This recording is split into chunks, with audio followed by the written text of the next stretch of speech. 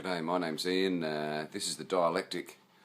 I got up really early this morning because it's Anzac Day 2016, and Anzac Day is a big day for me. It hurts my soul a bit because I think about all the young men that have died and the young women that have died and the sacrifices that have been made and how hard life was for people, back in the day. And today, we sometimes forget about today, conflicts that our people have been involved in, from peacekeeping in East Timor to the wars in Afghanistan and Iran and Iraq. And I don't go to the Anzac Day service. I don't go anymore. I don't go because I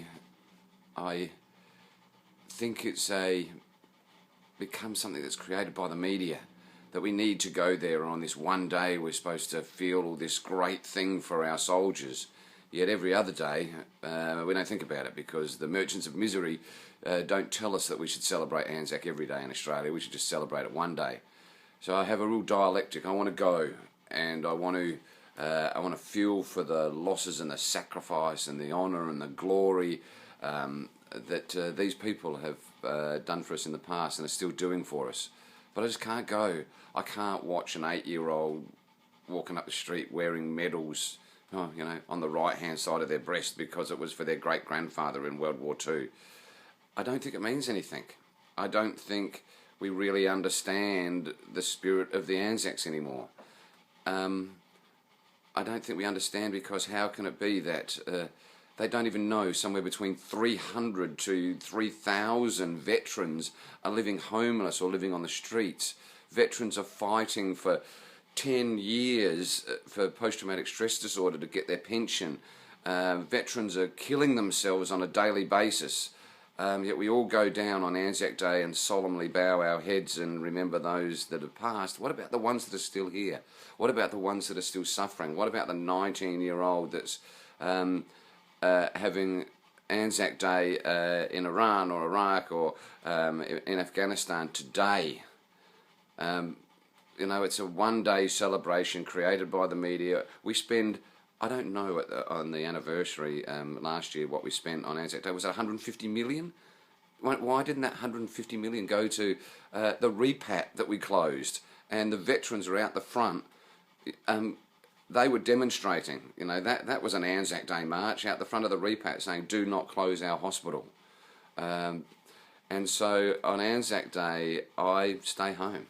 And I remember I can't go to the marches. I know I need to go there to respect some of my friends that are still serving. I think they know that I respect them, that I value their service, that I think they're incredibly brave to leave their families and go and fight for their country. But that's one day.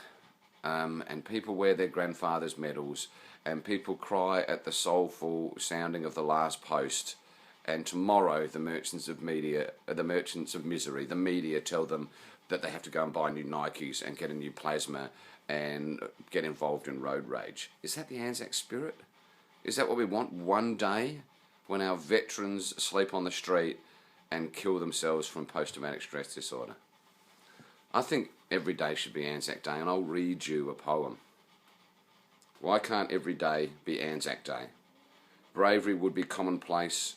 Loyalty would be volunteered. We would fight for those who would fight for themselves, who could not fight for themselves. We would love our country. We are just glad to be alive today. You carry everything you own. We write each other letters. Good fun is just good fun. Our leaders lead and we follow. Coming home is the most important thing. We volunteer. Sacrifice is given gladly. Life is short, often horrific, but we face it with our mates and we all stand fast. Heroes really are heroes. We don't do things to be remembered.